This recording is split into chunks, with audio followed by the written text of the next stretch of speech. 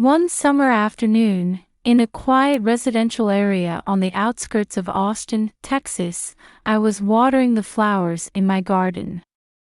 White clouds drifted lazily across the brilliant blue sky, and the roses sparkled in the early summer sunlight.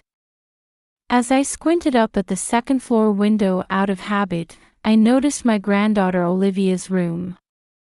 Although the thin lace curtains swayed in the breeze, I hadn't seen much of her lately.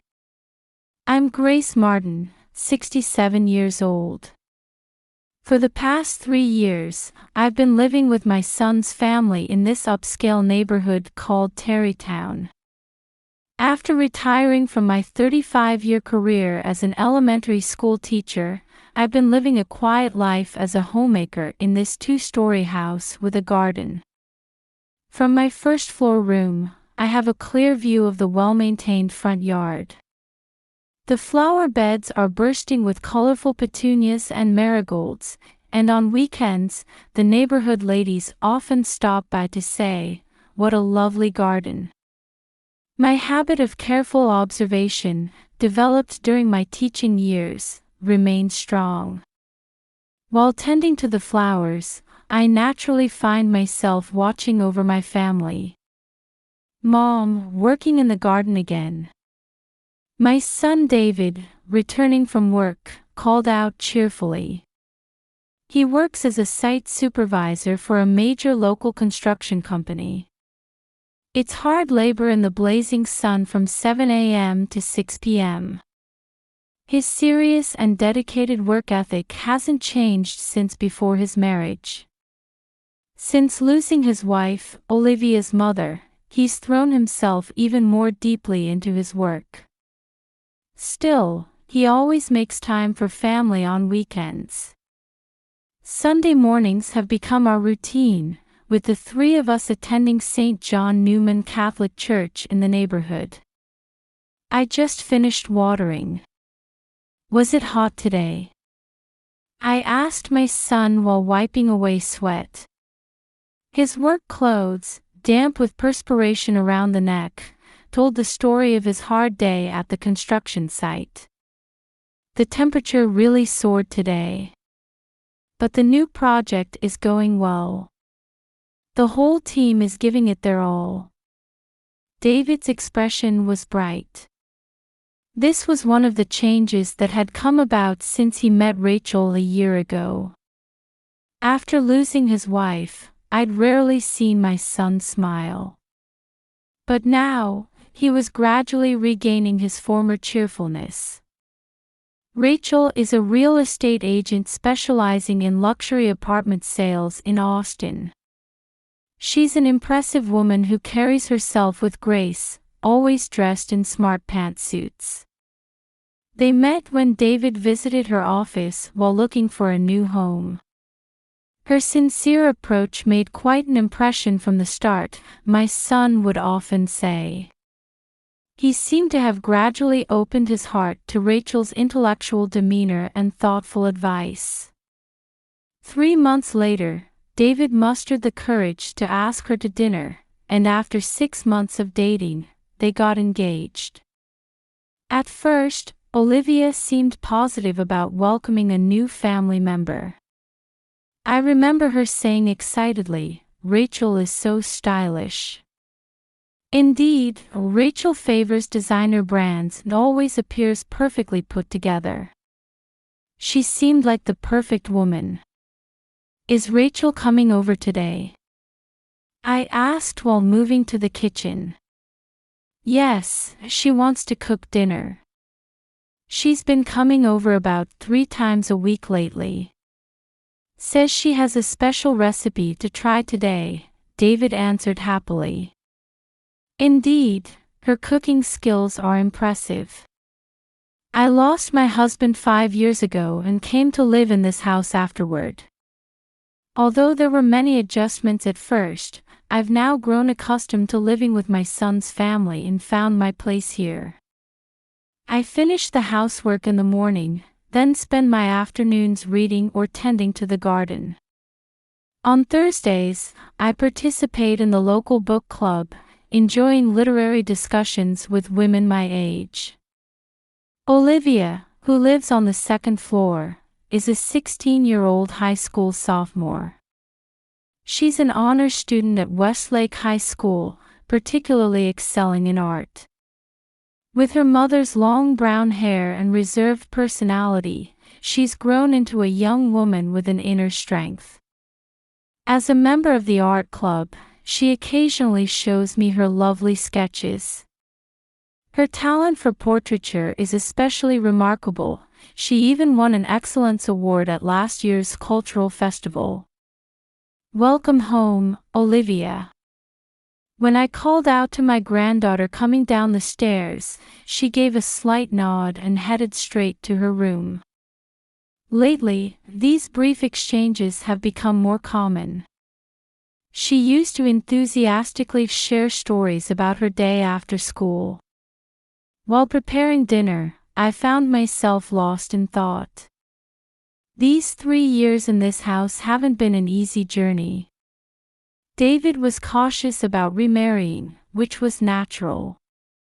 Even when approached several times, he declined, saying, "I want to put Olivia first."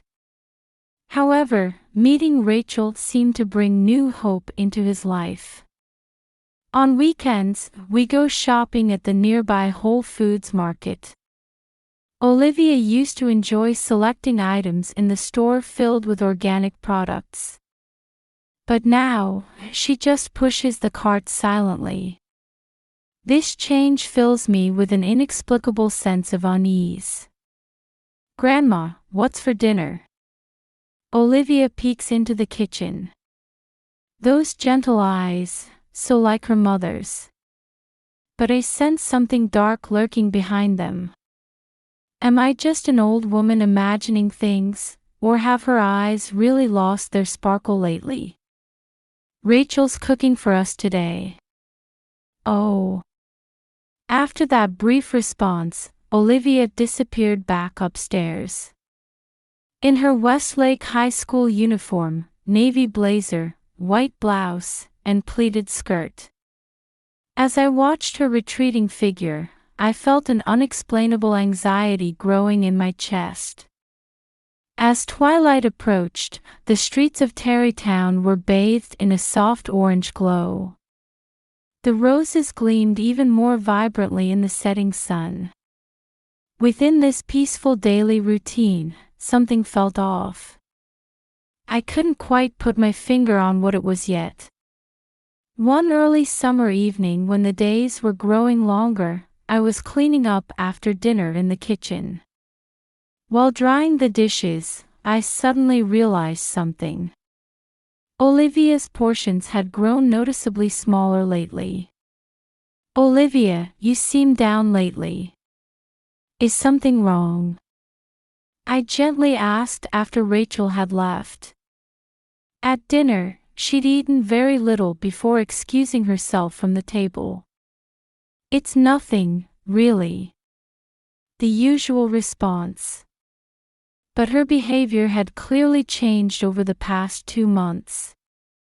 My granddaughter, who once enthusiastically talked about her art club activities, now spent most of her time shut in her room. I hadn't heard the sound of her sketchbook being opened recently. Under the blazing summer sun, Olivia went to school wearing long-sleeved cardigans. Even with sweat beading on her skin, she insisted she wasn't hot. Though I sensed something unnatural about this, I tried to convince myself it was just typical teenage moodiness. "Grace, how did you like the cookies I made?" Rachel had started coming over to cook dinner 3 times a week. In addition to her elaborate meals, she'd bring homemade sweets. While David delighted in Rachel's love-filled cooking, I sensed something forceful about it. Yes, they were delicious. We exchanged formal pleasantries. Lately, Rachel had begun gradually ignoring my presence. Even when we were together in the kitchen, there was no more casual conversation like before. Instead, she frequently went up to Olivia's room. As a mother, I want to build a stronger relationship with Olivia. That's what Rachel said as she began spending more time in Olivia's room. Sometimes I could hear voices from upstairs. There was something forceful in her tone as she played at being a mother. Olivia started coming home earlier from school. She'd been missing art club activities more frequently. When friends called to invite her out, she'd decline, saying she wasn't feeling well. When I'd ask, "Aren't you going out with your friends?" she'd make excuses about having homework to do. But I never heard the sounds of her studying. There was just a sense that she was sitting still in her room. 2 a.m. A noise woke me up. I heard faint sounds of water coming from the laundry room on the first floor. Someone was there. Still in my nightgown, I quietly went to investigate. In the room lit only by moonlight, I found Olivia desperately hand-washing her uniform. She was carefully running water over it, trying not to make noise from the shower. "Olivia." When I called out, my granddaughter jumped and spun around. Her face was pale, eyes glistening with tears. On the sleeve of her uniform, I saw something I shouldn't have. A vivid red stain. Unmistakably blood. First aid supplies were scattered across the sink. Disinfectant, bandages, adhesive tape.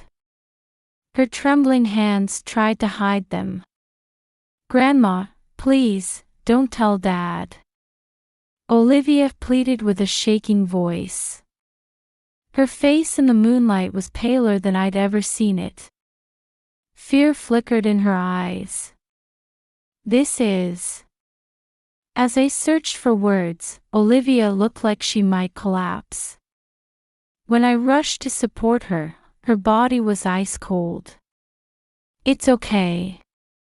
I won't tell anyone," I promised as I held her.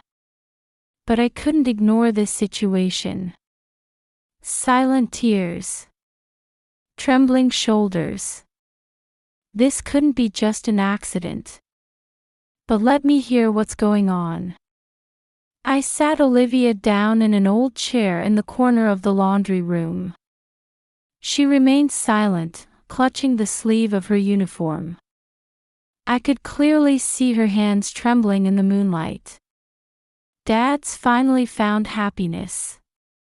I don't want to ruin it." Her words came out in a hoarse whisper. It took me a moment to understand their meaning. David's happiness. His marriage to Rachel. And the blood-stained uniform. Everything was connected. A heavy silence filled the laundry room in the dead of night. Though the moonlight still shone gently through the window, my heart felt like it was sinking into darkness.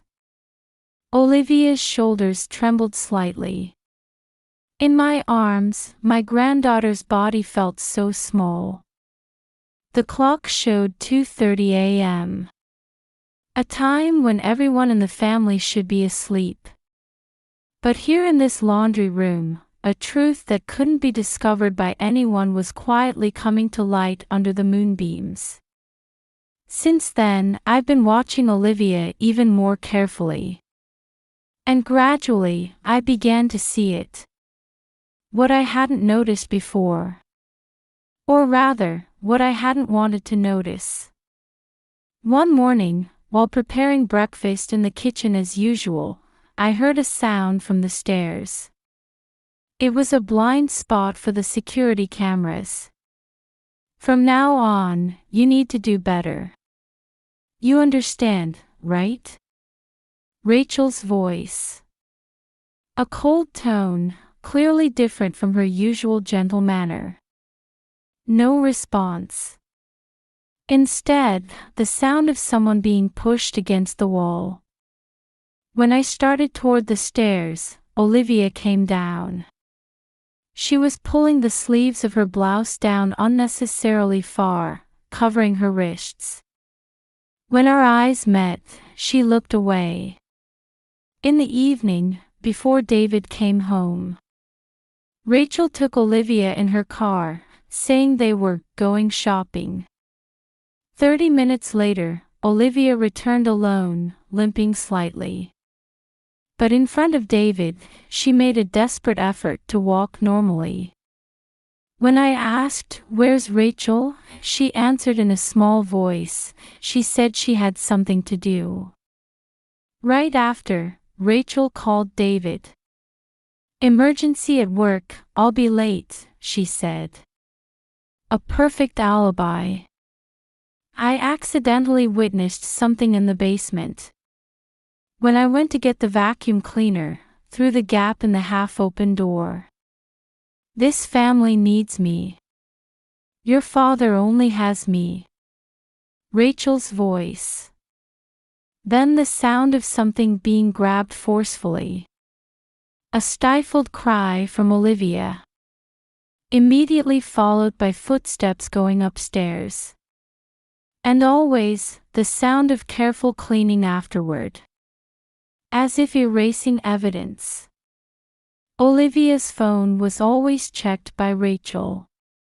Under the pretext of being concerned as a mother. Her social media posts were under surveillance. All messages with friends were monitored by Rachel. "No one will believe you." One day, I heard Rachel's voice in the upstairs hallway, telling Olivia, "Even if you say bad things about me, no one will believe you. I've played the perfect stepmother." True to those words, Rachel was the ideal woman at church. Interacting with parishioners with a compassionate smile, praying devoutly. Who would doubt this woman?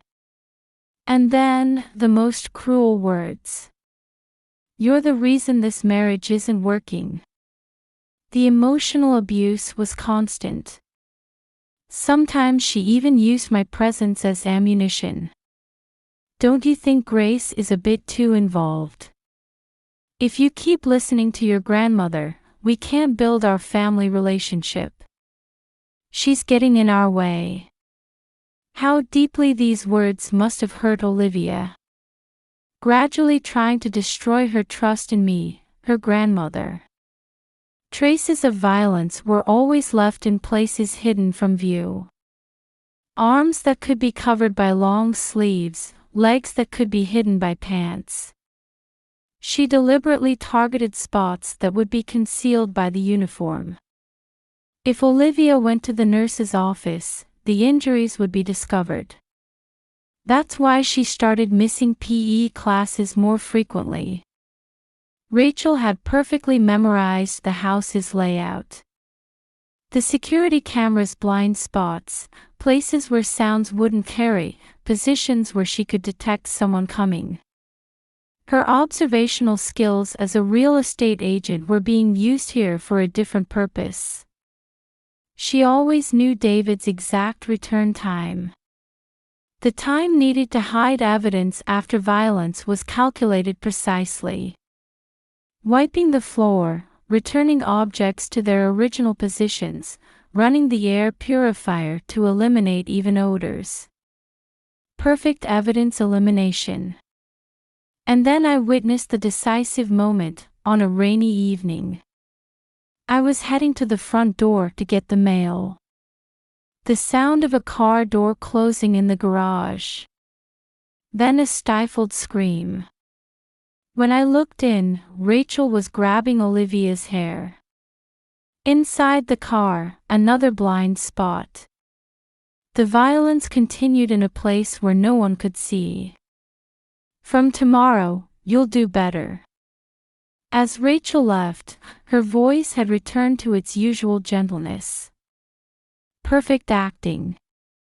When Olivia returned to the house, she repeated her usual, "It's nothing." But the fear in her eyes couldn't be hidden. Surely new bruises had been added under her long-sleeved uniform. Late-night laundry. This might have become her daily routine. Blood-stained uniforms, evidence that needed to be hidden. A 16-year-old girl desperately trying to erase traces in the darkness. Violence in invisible places. Clever excuses. Perfect cover-ups. And pain that couldn't be told to anyone. I began collecting evidence. Smartphone camera, voice recording function. The experience of watching over students as a teacher was now being used to protect my granddaughter. How long would this silence have to continue? When I got hold of Olivia's phone, it wasn't by chance. It was the result of careful and deliberate preparation. On a rainy Sunday afternoon, Rachel was out on an emergency real estate matter, and David had left to handle a site problem. Olivia was sleeping, exhausted. With trembling hands, I unlocked the password, and there lay truths beyond imagination. First, I was struck by the massive number of messages from Rachel. They started with seemingly calm words but gradually turned into threats. Your attitude today wasn't good. Our secret, you can't tell anyone, right? Are you going to ruin your father's happiness? If you keep being defiant, we might have to think about getting rid of that old woman. It was clear that old woman referred to me. Had Olivia been keeping silent to protect me too? Digging deeper, I found photos Olivia had secretly taken. Evidence stored in hidden folders. Bruises on her arms, scars on her neck, and several photos capturing moments of Rachel's violence. All dated, systematically recorded. A note was attached saying, just in case. The fact that a 16-year-old girl had been forced to make such cold calculations broke my heart. As I continued my investigation, Rachel's past came to light. She had been diagnosed with schizophrenia 10 years ago. She had been controlling her symptoms with regular hospital visits and medication, but suddenly stopped treatment a year ago. Right before meeting David. Furthermore, she had a tragic past. She had lost her 5-year-old child in a traffic accident and then suffered domestic violence from her ex-husband. Her obsessive desire to create a perfect family probably started there. I also carefully checked the security camera footage. While Rachel was certainly aware of the blind spots, some scenes were caught on cameras from different angles. Violence on the stairs. Violence in the car. The evidence steadily accumulated. The decisive moment came unexpectedly. Tuesday evening, I was watering the garden flowers. Suddenly, I heard a noise from upstairs. Usually, I might have ignored it. But this day was different. As I climbed the stairs, I heard Olivia scream. When I opened the door, a terrible scene unfolded before my eyes. Rachel was holding Olivia's hair, pushing her against the wall. Her eyes were filled with a madness I had never seen before. You're ruining everything. I immediately started recording with my phone. Rachel turned around. In that instant, her expression transformed. Her usual elegant smile twisted into something grotesque. You're the one who's in the way. Just as Rachel lunged toward me, we heard the front door open. I'm home. David's voice. Rachel froze. But it was too late. Everything had been recorded on my smartphone. I'm calling the police. My voice was calmer than I'd expected. No one will believe you. I'm perfect. There's plenty of evidence. Olivia's phone, security camera footage, and records of her discontinued medical treatment. Everything was ready to be submitted to the police. The sound of David's footsteps coming up the stairs. The color drained from Rachel's face. What's going on here? At my son's voice, everything began to crumble. I calmly explained the facts. The evidence on Olivia's phone. Rachel's past. And the violence that had just occurred before my eyes. David's face went pale. No. David, Rachel's attempts to smooth things over were futile as the police arrived. The sound of her engagement ring rolling across the floor seemed oddly memorable. The following weeks felt like being in the eye of a storm. Rachel was arrested, and her schizophrenia relapse and discontinuation of medication were confirmed. She was committed to mandatory hospitalization, and naturally, the engagement was broken off. David's regret ran deep. I couldn't see it. Olivia, I'm so sorry. He now makes sure to spend every holiday with family. Olivia attends counseling twice a week. The wounds in her heart won't heal immediately. But she's moving forward, slowly but surely. The other day, I saw her open her sketchbook for the first time in ages. She drew our family of 3 going to church. The warm colors told the story of her healing heart. Grandma, thank you. One evening, while we were watering the flowers together in the garden, Olivia said softly. Her profile showed hints of her old gentle smile returning. David has changed too. From his work-centered life, he's learned to cherish time with family. On weekends, the 3 of us go shopping at the nearby Whole Foods market. There's healing in such ordinary moments. In our quiet residential neighborhood of Terrytown. We're beginning a new life in this house. In the kitchen filled with morning sunlight, Olivia has started sharing school stories cheerfully again, just like before. Sometimes she still has nightmares. On those nights, we drink herbal tea together in my room. Even with few words exchanged, just spending time together seems to be the best medicine. Recently, there was an art club exhibition. Olivia's piece had hope as its theme.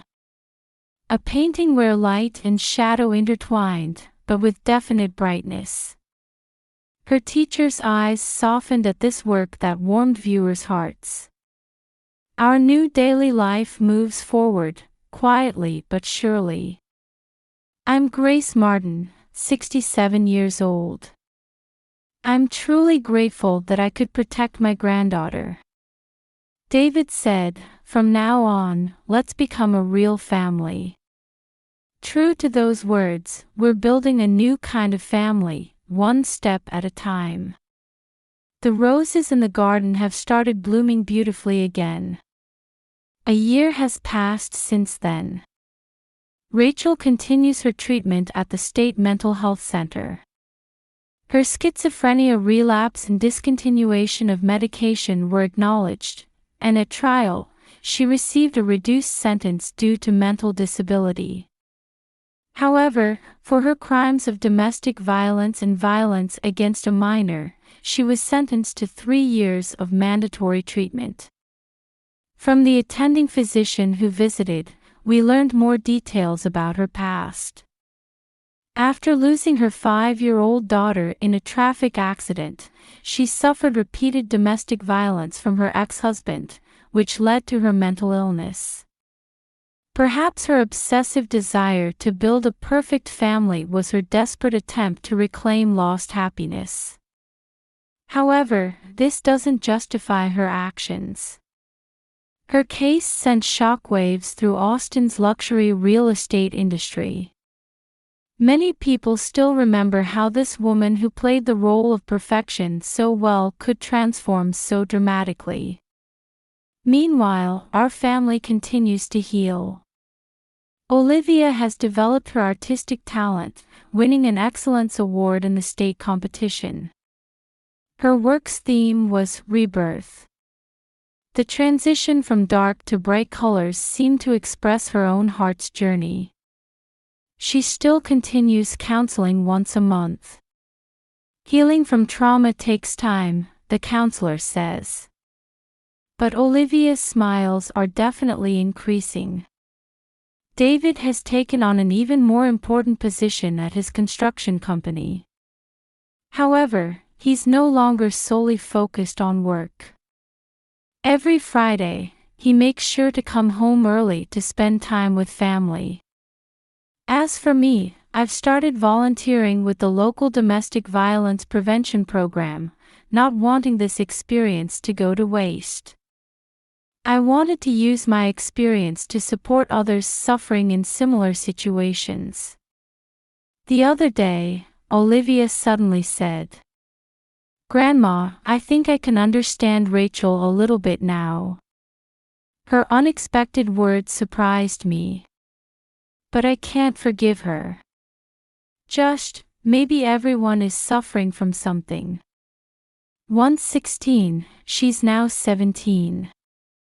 Through this painful experience, she seems to have gained a deeper understanding of human nature. David has changed too. He says he's not thinking about remarrying at all right now. Instead, he's focusing all his energy on strengthening family bonds. At church, we talked honestly about what happened. Many parishioners supported us, and some even shared similar experiences. Faith has been a great support in healing our wounded hearts. Our house in Terrytown is still surrounded by its beautiful garden. On weekend afternoons, the three of us drink tea together amid the scent of roses. We've learned that true happiness exists in such ordinary moments. They say Rachel is now seriously committed to her treatment. I find myself praying for her recovery somewhere in my heart. Not hatred or resentment, but hoping for everyone's happiness. Perhaps that too is something this experience has taught us. A new morning begins. Our story continues from here.